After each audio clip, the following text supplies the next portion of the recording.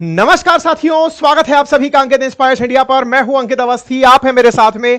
देश में पिछले 24 घंटे से चर्चित एक ऐसे विषय पर चर्चा करने के लिए जिसकी वजह से आपके मन में निश्चित ही कुछ प्रश्न तैर रहे होंगे, और उनमें पहला प्रश्न यही होगा कि क्या हमारे राफेल मारे गए थे, क्या हमारे फाइटर जेट्स मारे गए थे। सेशन शुरू होते ही चलिए मैं आज का आंसर दे देता हूं, क्योंकि यह आंसर मैं नहीं, हमारे चीफ ऑफ डिफेंस स्टाफ दे चुके हैं। हम मारे गए थे। अब मारे गए थे ये राफेल थे कि मिराज थे कि सुखोई थे, या आने वाले समय में डिटेल से पता चल जाएगा।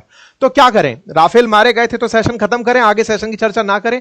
और मारे गए थे तो कितने मारे गए थे, क्या राफेल ही मारा गया था, सारी जानकारियां आज के सेशन में लेंगे। लेकिन सबसे बेहद बड़ा प्रश्न जो आज के सेशन का है वो ये है कि क्या हमारी मशीनें अगर पाकिस्तान के साथ संघर्ष करते समय कोलेटरली अगर डैमेज भी होती हैं, जिसके बारे में हमने अपनी प्रेस कॉन्फ्रेंसेस में हमारे जो भी डीजीएमओज थे जिन्होंने अपनी तरफ से प्रेस कॉन्फ्रेंसेस की थी, उसमें भी हमने जिस बात को बता दिया था, क्या वो आज इतना बड़ा विषय है कि इस विषय की वजह से हम अपने अंदर यह प्रश्न खड़ा करने लगे कि नहीं साहब, हमने पाकिस्तान के अंदर इतने लोग मार दिए थे, हमने उनका इतना सिस्टम तबाह कर दिया था, हमारे फाइटर जेट्स भी तबाह नहीं होने चाहिए थे, और अगर हो गया है तो सरकार ने इसको अब तक क्यों नहीं बताया। आज के सेशन में हम जिक्र करेंगे कि सरकार ने क्या हमसे कुछ झूठ बोला था या छिपाया था, और अगर छिपाया था, झूठ बोला था, नहीं बोला था तो फिर कैसे बोला था, नहीं बोला था तो क्यों नहीं बोला था। आज सारी बातें आज के सेशन में जिक्र की जाएंगी, क्योंकि अल्टीमेटली आज का सेशन पिछले 24 घंटे के अंदर खड़ी हुई जितनी भी खबरें हैं उनसे बनकर आ रहा है। शुरू से ही शुरू करते हुए चलेंगे, क्योंकि इसमें बहुत सारी घटनाएं जिनको हमने बीच बीच में स्किप किया था, जैसे बीच में कभी ऐसी घटनाएं आई थी जब जयशंकर साहब का एक बयान काफी बड़ा राजनीतिक बवाल बन गया था, जिसमें जयशंकर साहब को जयचंद की उपमा दिया जाना शुरू हुआ था, वहीं राहुल गांधी जी को मीर जाफर कहना शुरू हुआ था। तो हम उस राजनीतिक रस्साकसी के दौरान एंट्री नहीं किए थे। हमने कहा था अभी ये सब थोड़े दिन में सेटल हो जाएगा, चलने दीजिए, क्योंकि जबरन राजनीति हमारा विषय नहीं है और हम उसमें एंट्री नहीं करेंगे। खैर, आज हम सब चीजों को सीक्वेंस के साथ शुरू से शुरू करते हुए लेकर आएंगे। तो उसमें जयशंकर साहब भी आएंगे, तो राहुल गांधी जी भी आएंगे, तो नरेंद्र मोदी जी भी आएंगे, तो सेना भी आएगी, तो पाकिस्तान भी आएगा। सबका हिसाब होगा आज के इस प्रॉपर सेशन के अंदर। तो चलिए शुरू करते हैं। 22 तारीख की घटना तो आप सभी को याद होगी, और संभवतः अब इसे ना ही भूल पाएंगे हम, क्योंकि यह वो तारीख थी जिस दिन पाकिस्तान की तरफ से भेजे हुए आतंकियों ने भारत के अंदर आतंकी हमला किया था। भारत में आतंकी हमला हुआ, 26 लोगों की जान गई। भारत ने रिटेलिएशन किया, और रिटेलिएशन में ऑपरेशन सिंदूर लॉन्च किया। ऑपरेशन सिंदूर में हमने पाकिस्तान के अंदर जो किया वो आज तक हम अपनी दुनिया भर के लोगों को बता रहे हैं। पूरे देश के अंदर तिरंगा यात्रा के अंदर हम उसका सेलिब्रेशन कर रहे हैं कि भारत इस बार चुप नहीं बैठा।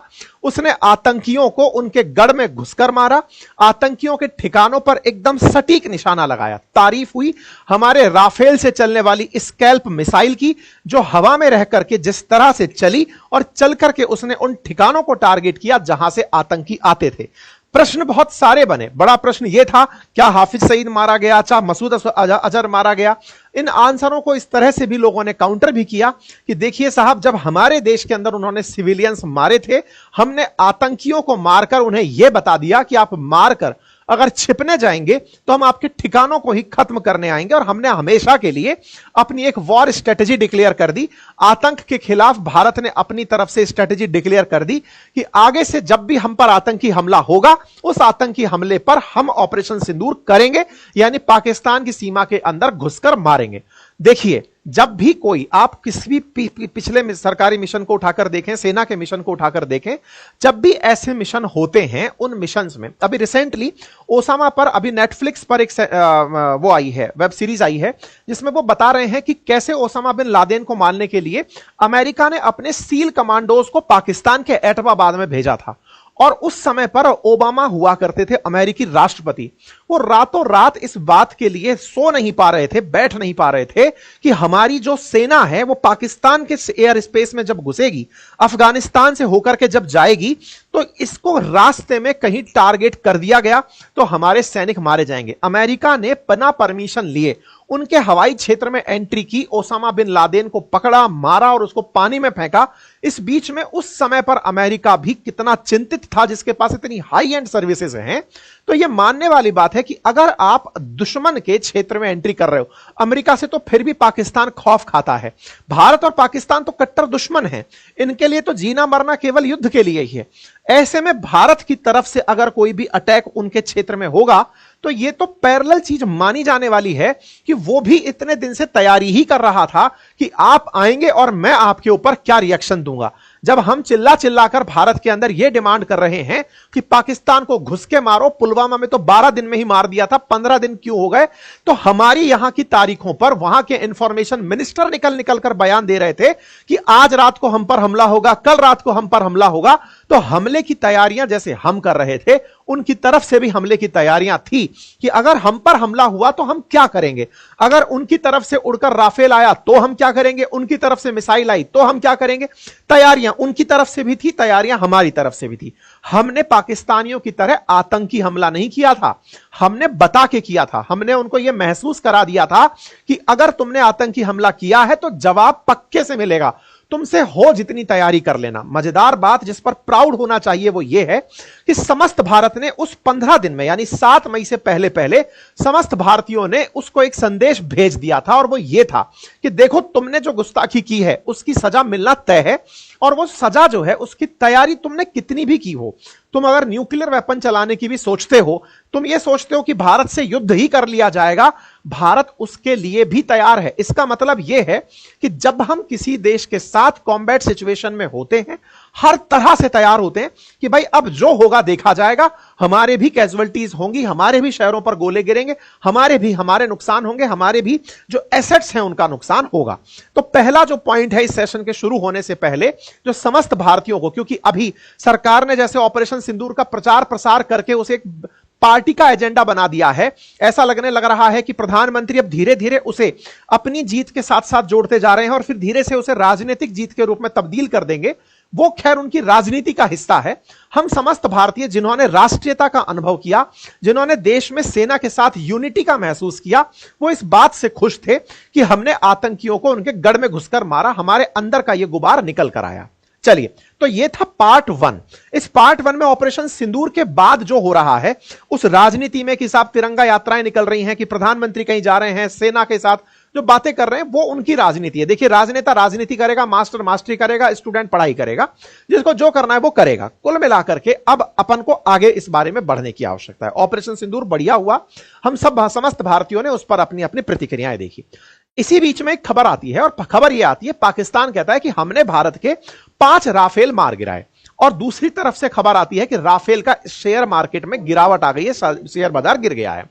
पाकिस्तान ने इसे कैसे दिखाया, आप ऐसे समझिए, पाकिस्तान ने हम पर आतंकी हमला किया था, हमने बदले की कार्रवाई कह के की थी कि हम भैया कार्रवाई करेंगे, ये मानकर चलिए। पाकिस्तान को हमारे प्रधानमंत्री चुनावी रैली से संबोधित कर रहे हैं कि भैया करारा बदला मिलेगा। हमारे रक्षा मंत्री बोल रहे हैं कि भाई गलती से भी ये लोग ना सोच लें कि हमारी जनता जो सोच रही है वैसा नहीं होगा, जनता सोच ही रही थी कि मारो इनको। तो ऐसे में हमारा संदेश इन तक पहले से ही था कि भारत हमें मारने आएगा।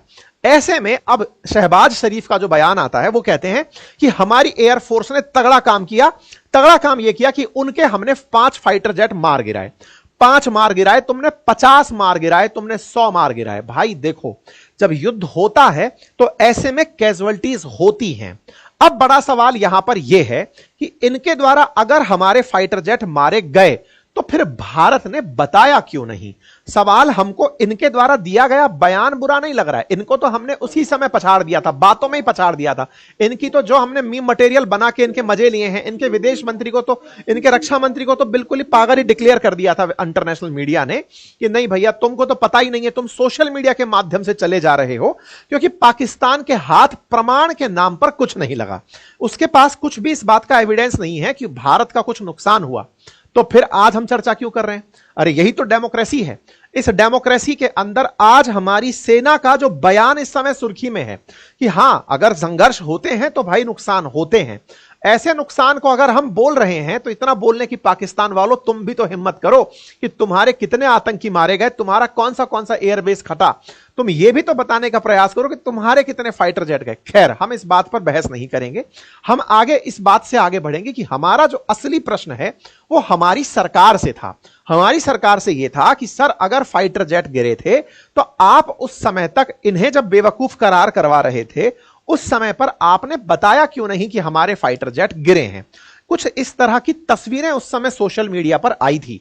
इस तरह से कुछ क्लैश रिपोर्ट करके एक वेबसाइट है, उसने इस रिपोर्ट को छापा था जिसमें उसने कहा था कि रशियन का K-36DM का एक इजेक्शन शीट दिखाई दिया था जो सुखोई का हो सकता है या MiG-29 का। इस तरह की कुछ तस्वीरें आई थी और यह बाकायदा पब्लिक हुई थी, सोशल मीडिया पर बहुत चली थी ये तस्वीरें, जिसमें यह कहा गया था कि भारत के फाइटर जेट्स मारे गए। ऐसे बहुत सारे मतलब वो न्यूज चलने लगी थी दुनिया भर के अंदर, CNN के अंदर, है ना, सेंट्रलिस्ट नेशन के अंदर, तमाम न्यूज चैनल्स के अंदर ऐसी खबरें चलने लगी थी जिसमें यह कहा जा रहा था कि पाकिस्तान ने भारत के 3 राफेल मार गिराए। हालांकि राफेल मारे जाने पर बॉर्डर एरियाज में से कोई भी ऐसी न्यूज वायरल नहीं हुई या उस क्षेत्र से निकलकर कोई पत्रकार नहीं पहुंच पाया जो यह बता पाए कि यहां पर हमारा राफेल गिरा है या फाइटर जेट गिरा है। खैर कोई बात नहीं, इसी में हमारा एक न्यूज चैनल था जिसका नाम है the Hindu, most credible news channel के रूप में यूपीएससी एस्पिरेंट इसको पढ़ते हैं। उसने उसी समय पर एक ट्वीट डाला था और उस ट्वीट में इसमें यह डाला था कि जैसे यह खबर आना शुरू हुई थी, at least 3 Indian jets have crashed in Jammu Kashmir, Akhnoor, Ramban और पंपोर एरिया, ऐसा एक गवर्नमेंट ऑफिशियल ने हिंदू को कहा। अब हुआ यह कि द हिंदू में जैसे ही यह खबर छपती है, इस खबर के साथ साथ पाकिस्तान की खबर चल रही थी दुनिया में कि भारत के फाइटर जेट हमने मार गिराए। हम लोग इस बात के साथ थे कि हमने आतंकी मारे हैं, हमने आतंकी मारे हैं, यह बड़ी सूचना होनी चाहिए, हमारे फाइटर जेट मरे हैं यह बड़ी सूचना नहीं होनी चाहिए। संभवतया यह सरकार का मीडिया प्रबंधन रहा होगा या सोशल मीडिया कंट्रोल रहा होगा, जो भी थी सरकार की तैयारी, उसमें सरकार ने इस बात को पब्लिक ही नहीं होने दिया। नहीं होने के नाम पर सरकार ने ऐसी बहुत सारी एडवाइजरीज उस समय पर निकाली कि सेना की किसी भी गतिविधि को आप ना तो सोशल मीडिया पर डाल सकेंगे ना नेशनल मीडिया पर डाल सकेंगे, क्योंकि वॉर टाइम पर, जिस समय वॉर चल रही हो या कन्फ्लिक्ट चल रहा हो या 2 देश एक दूसरे को कन्फ्रंट कर रहे हो, उस समय कुछ भी सूचना दुश्मन को एज दे सकती है। हमने अपने पास्ट अनुभवों से सीखा था, चाहे कारगिल का मसला रहा हो या फिर 26/11 का मसला मुंबई का रहा हो, हमने उनसे यह सीखा था कि पाकिस्तान ने हमारी नेशनल मीडिया से अपने लिए बहुत सारा रेफरेंस फ्रेम बना लिया था कि भारत में कुछ हुआ है तो हमारे लिए उपलब्धि की बात है, वहां से अपडेट लेता था वो कि इंडिया में क्या चल रहा है। इस बार सरकार ने उस पर पूरी तरह से ब्लैंकेट बैन रखा। परिणाम क्या निकला? हमारे ब्लैंकेट बैन से कोई खबर हमें भी पता नहीं चली।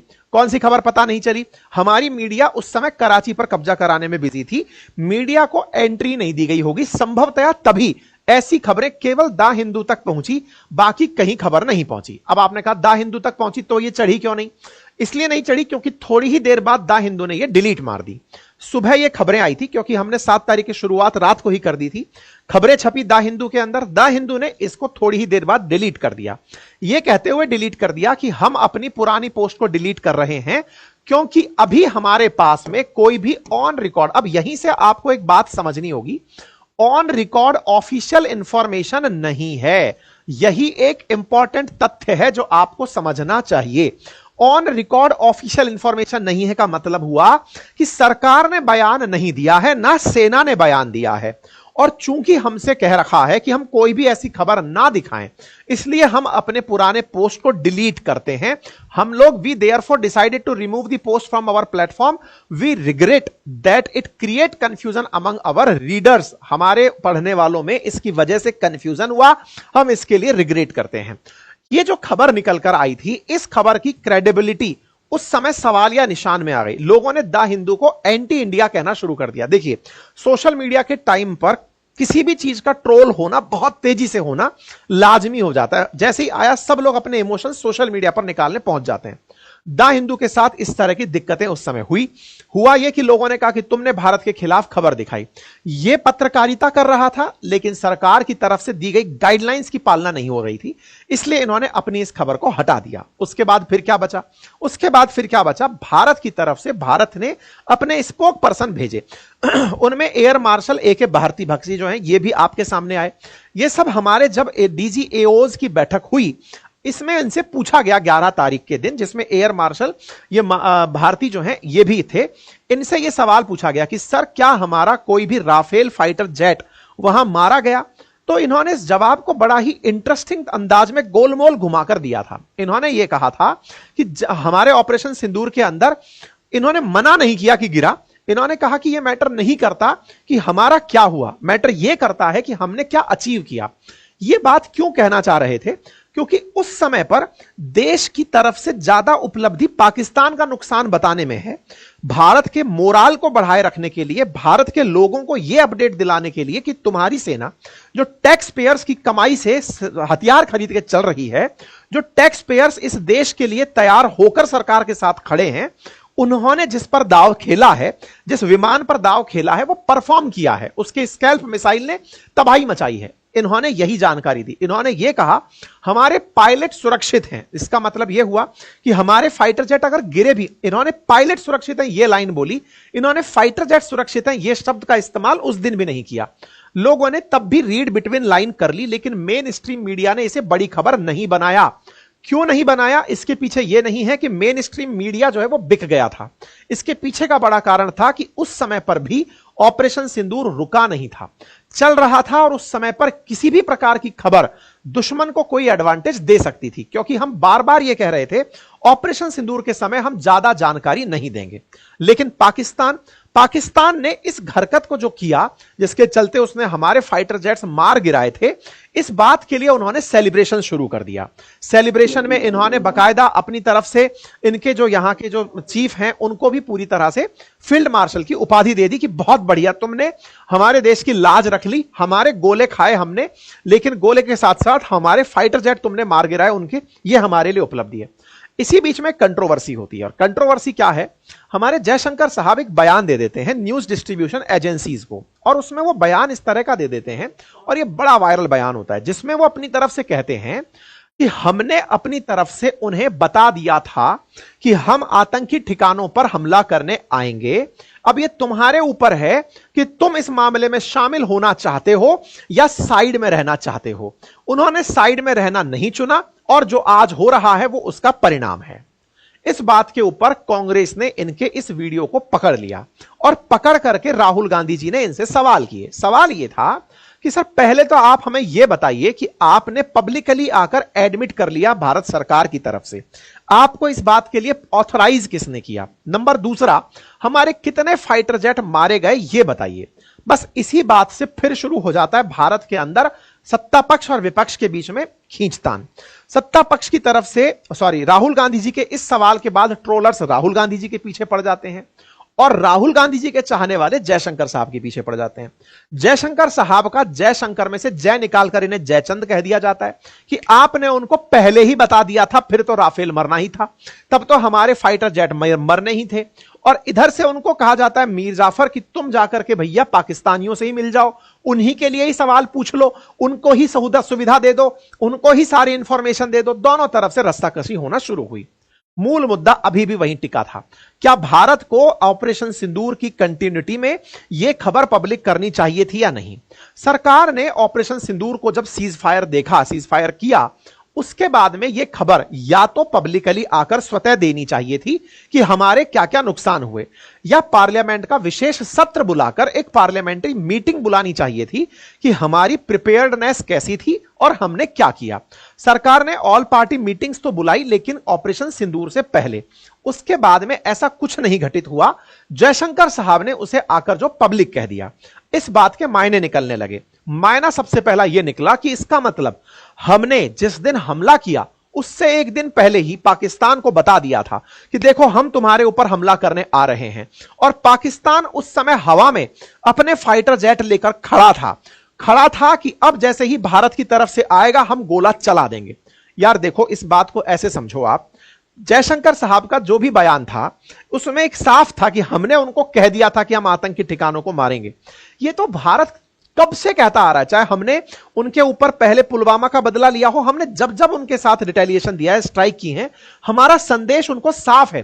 प्रधानमंत्री चिल्ला चिल्ला कर बोल रहे हैं कि हम ऐसा करेंगे तुम्हारे साथ, तो ये तो हम पहले कह रखे हैं ना, आतंकियों को जगह नहीं मिलेगी। हमने कभी ये नहीं कहा कि हम सिविलियंस को टारगेट करेंगे। खैर, इस बात में चूंकि तर्क इस बात का निकल के तत्काल प्रभाव से या तो ये कहिए कि जयशंकर साहब ने जिस तरह से बात कही उस बात में इस बात का स्पष्टीकरण कतई नहीं था कि इन्होंने इस बात को बोलकर गलती कर दी है।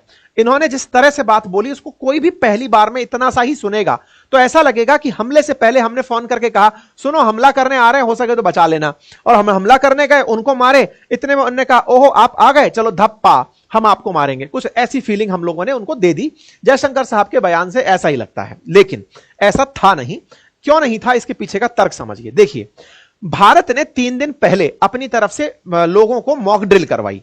मॉक ड्रिल के साथ साथ जब आप और हम जैसे मतलब थोड़ा थोड़ा सा ज्ञान रखने वाले लोग बाग भी ये कैलकुलेट करने में कामयाब हो गए थे कि आज रात को हमला होगा।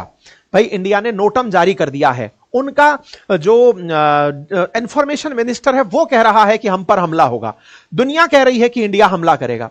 तो यार ऑब्वियस सी बात है कि वो लोग भी हमले की तैयारी में हाथ बांधकर तो नहीं बैठेंगे, देखते कितना बढ़िया गोला आएगा। निश्चित है कि वो भी तैयारी में अपने फाइटर जेट्स को उड़ाकर बैठे होंगे। और जब भारत ने नोटम चलाकर यह कहा कि आज हमारे एयरफोर्स के विमान प्रैक्टिस करेंगे, तो भाई उन्होंने भी प्रैक्टिस कराई ही होगी। ऐसा तो नहीं है ना कि वॉर के अंदर नियम यह चल रहा है कि तुम तो मारने आओगे हम बैठे रहेंगे, ऐसा भी नहीं था। जो हुआ उधर की तरफ से जो हमारे साथ हुआ, हमारा टारगेट उनके फाइटर जेट्स को निशाना बनाना था या फिर अपनी सीमा में रहकर उनके क्षेत्र में बैठे आतंकी ठिकानों को मिटाना था। यह हमारी प्रायोरिटी थी। हमारी प्रायोरिटी थी उनके नीचे बैठे हुए टाइटल्स को मिटाना। हमने 9 जगह स्कैल्प मिसाइल से 100 किलोमीटर अंदर तक हमले किए और दुश्मन को नेस्तनाबूद किया। यह हमारी उपलब्धि थी, यही आकर हमने बताई। अब उधर से हवा में चलकर हम पर जो आया वो हमको नहीं बताया गया। क्यों नहीं बताया गया? कहीं ये ना लगे देशवासियों को कि आतंकी मारने गए थे, खुद अपने विमान मिटाकर आ गए। भाई खुद अपने विमान मिटाकर आए, एक भी व्यक्ति की क्षति नहीं हुई, सारे पायलट सुरक्षित थे। यह भारत की बहुत बड़ी उपलब्धि थी। खैर, ऐसे में फिर यहां पर शुरू होता है एक दूसरे के खिलाफ ट्रोलिंग का काम, और बढ़िया से इस बात के फैक्ट चेक होते हैं। जयशंकर साहब ने यह नहीं कहा, वो नहीं कहा, मिस रिप्रेजेंटेशन एंड ऑल, सारी बातें होती हैं। फिर सरकार सेना बाहर निकल कर आती है कि ऐसा कुछ भी नहीं था, हमने कुछ नहीं बताया था। पाकिस्तान लेकिन इस बात पर खुश था कि हमारे लोग मरे, इससे हमें क्या फर्क पड़ रहा है, आतंकवादी थे, पैदा ही मरने के लिए किए थे, हमने उनके फाइटर जेट मार गिराए। और ऐसे में इनको फील्ड मार्शल अनाउंस कर दिया जाता है कि बहुत तगड़ा काम कर दिया आपने, उनको उड़ते ही हवा में मार दिया। इनके यहां पर खुशी इस बात की है, वो मारने आए, आपने उनको मार दिया, बस धप्पा हो गया। इस बात पर इनकी तारीफें पाकिस्तान में इस बात की जा रही होती हैं। ऐसे में पाकिस्तान इस बात को दुनिया भर में प्रसारित करता है। फिर भारत कहां से बाहर आता है? देखिए, यह भारत की डेमोक्रेसी है। आप इस बात को समझने का प्रयास कीजिए, और इस बात को जब मैं बोलता हूं तो इसका मतलब समझिए।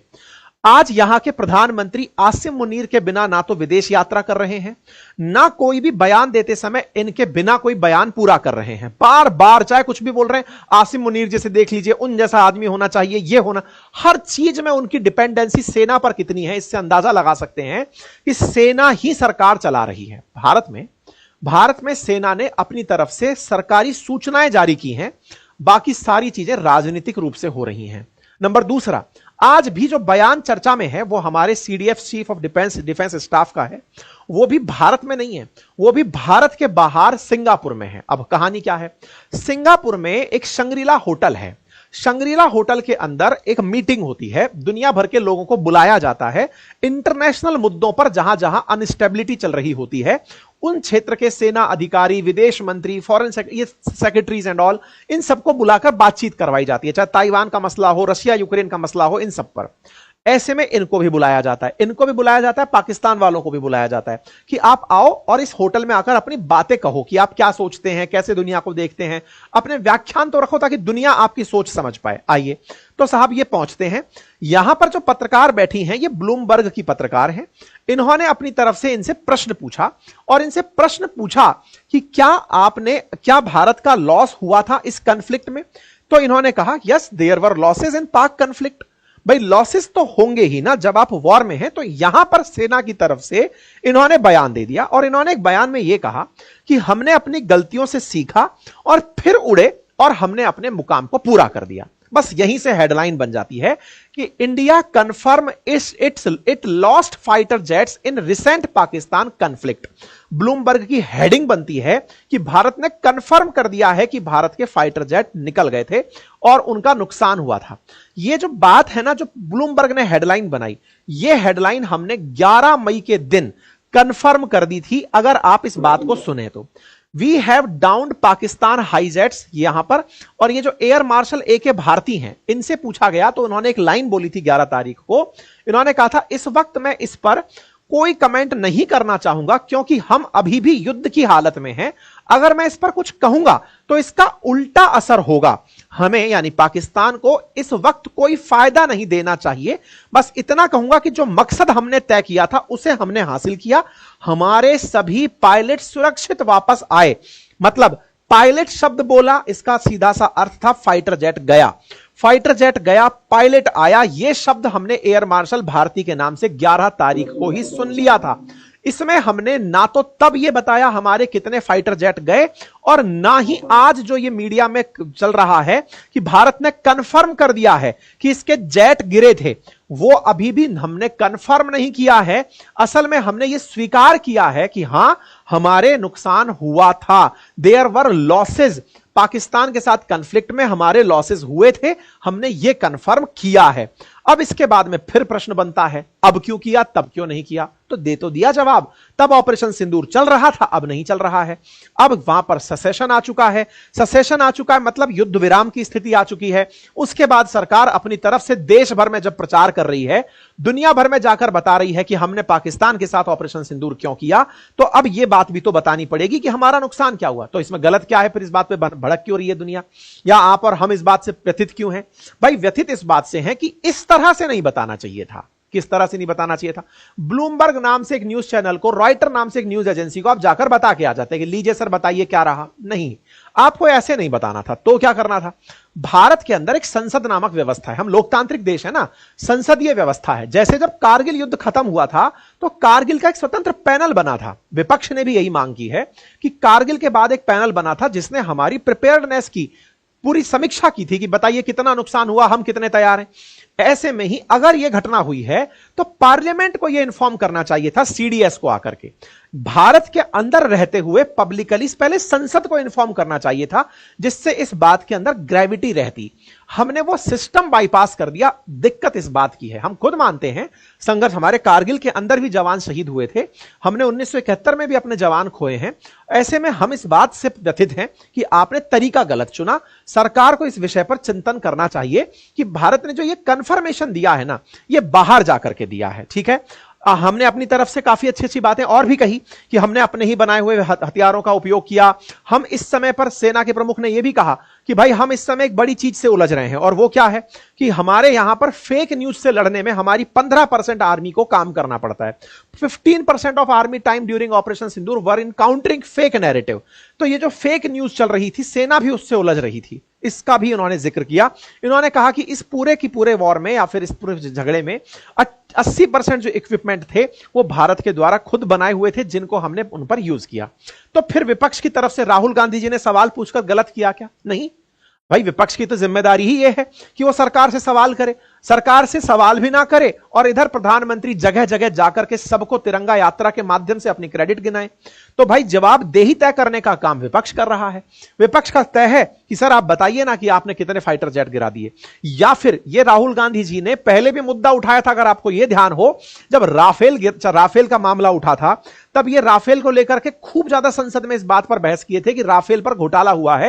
राफेल की कीमत 650 करोड़ है, लेकिन इसको 2,500 करोड़ में क्यों खरीदा जा रहा है? लेकिन दुनिया को इसका जवाब ऑपरेशन सिंदूर में मिल गया कि स्कैल्प मिसाइलें खरीदी थी। हम उसको उस समय बताना नहीं चाहते थे कि हम क्या खरीद के लाएं, लेकिन अब पता चल गया। खैर, तो राहुल गांधी जी के लिए तो यह मसला उस मसले से कनेक्ट होने जैसा है पुराने चुनावों से, कि बेटा तब भी तो आपने कहा था कि राफेल खरीदें, अब आपका राफेल गिर कैसे गया? और गिर गया तो भारत क्या अभी भी राफेल लेकर रहेगा? अगर 5th जनरेशन राफेल है और वो दुश्मन की तरफ से आती गोलीबारी को हैंडल नहीं कर पा रहा है, और इंटरेस्टिंग अभी भी ये कंफर्म नहीं है कि राफेल ही गिरा है, इंटरेस्टिंग ये है कि जेट गिरा है। वो हो सकता है सुखोई हो वो हो सकता है मिग हो, वो हो सकता है मिराज हो, वो कुछ भी हो सकता है। अभी कंफर्मेशन नहीं है, बोला गया जेट गिरा है, हम राफेल ही क्यों मान लें? तो इनका सवाल पूछना और इनसे सवाल पूछना बिल्कुल जायज है। तो सीडीएस के द्वारा जो बयान दिया गया, उम्मीद है कि आप लोगों को वो बात अब अच्छे से समझ में आ गई होगी। ये वो इंटरव्यू था, इंटरव्यू हम सोशल मीडिया पर डाल देंगे, सुन लेना, नहीं तो फिर से कोई स्ट्राइक मार देगा हमारे, ठीक है। कुल मिलाकर के बात ये थी जो मैंने आप लोगों के सामने अब रख दी है। अब सवाल तरह तरह से खड़े होने लगे, इधर से और उधर से, दोनों तरफ से। हमने जो किया, हम अपनी उपलब्धियां गिराने लगे, हमने पाकिस्तान के इतने मार दिए, उन्होंने जो गिनाया वो हमने अपनी तरफ से बता दिए।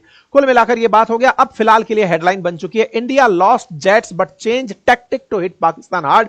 ये हमारी हेडलाइंस इस समय हो चुकी। तो अपोजिशन ने सवाल यही किया है कि स्पेशल सेशन ऑफ पार्लियामेंट तुरंत बुलाया जाना चाहिए इस मसले के ऊपर, और एक comprehensive review of our defence preparedness वो तैयार करनी चाहिए कि हमारी तैयारियां क्या थी। यह बात इस समय विपक्ष के द्वारा उठाई गई है। विपक्ष अपनी तरफ से केवल सवाल यही उठा रहा है कि सेना के चीफ को विदेश में बिठा करके बयान दिलवाने का क्या मतलब है? आप सीधा यही बुलवाते, संसद के सामने बुलवाते। अपोजिशन यही मांग कर रही है। ठीक है साहब, तो उम्मीद है कि आप लोगों को सारी जानकारी ब्रीफ में हमने बता दी। बाकी भारत ने बढ़िया से ब्रह्मोस का उपयोग कर ही लिया। इस 100% जो हुआ होगा, जो आप अगर ऑब्जर्व करें कि ब्रह्मोस पहले नहीं चली थी, पहले तो स्कैल्प मिसाइल चली थी। स्कैल्प चली तो उधर से हमारे फाइटर जेट गिरे होंगे, फाइटर जेट गिरे होंगे तभी जाकर डिसाइड हुआ कि अब मारो इन पे ब्रह्मोस पटक के। तो फिर उसके पीएम ने खुद ही बोल दिया था, कल हमने सेशन भी किया था कि हम पर ब्रह्मोस चलाई गई थी। तो भारत ने ब्रह्मोस इसी रिटेलिएशन के अंदर चलाई थी और वो हम उसमें कामयाब भी रहे। भारत के पास गर्व करने के 1,00,000 कारण हैं। हमारे देश में लोकतंत्र है, सेना का शासन नहीं है। हमने अपनी सेना के द्वारा पराक्रम सिद्ध किया। पाकिस्तान के कहने पर हमने संधि विराम किया, मतलब युद्ध विराम किया।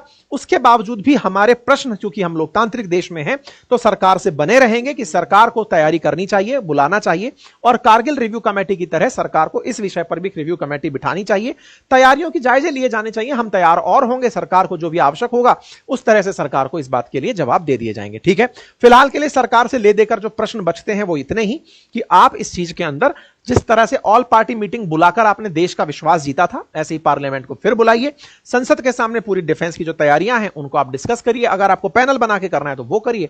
ये अपोजिशन की तरफ से डिमांड है, और पूरा देश भी, पूरा जब विदेशों में जाकर के अपोजिशन के साथ गया वो प्रतिनिधि मंडल देश को रिप्रेजेंट कर सकता है, तो संसद तो करती ही है। बाकी आप लोग इस विषय पर क्या सोचते हैं, अपनी राय कमेंट बॉक्स में जरूर रखें। चैनल पर नए हैं तो चैनल को सब्सक्राइब कर लीजिएगा। और हां, कल दोपहर में आप लोगों के साथ 2 सेशंस मेरे हैं, एक दोपहर 1 बजे और एक दोपहर 3 बजे। दोपहर 3 बजे सेशन है विद्यार्थियों के साथ, पढ़ने लिखने वालों के साथ, कि मोबाइल डिस्ट्रैक्शन से बचने का क्या तरीका हो सकता है। और 1 बजे बातें बाजार की पर सेशन है, जिसमें हम ये डिस्कस करेंगे कि आपकी वो 7 कौन सी गलतियां हैं जिनकी वजह से आपको नुकसान होता है, फाइनेंशियल लॉसेस होते हैं। ठीक है, बाकी हमारे कोर्सेज हैं बातें बाजार की एप्लीकेशन और अपनी पाठशाला एप्लीकेशन पर जाकर उन्हें ज्वाइन कर सकते हैं। Thank you so much. Channel को सब्सक्राइब करना बिल्कुल ना भूलें और अपनी राय सेशन पूरा होने के बाद कमेंट बॉक्स में अवश्य रखें। Thank you so much.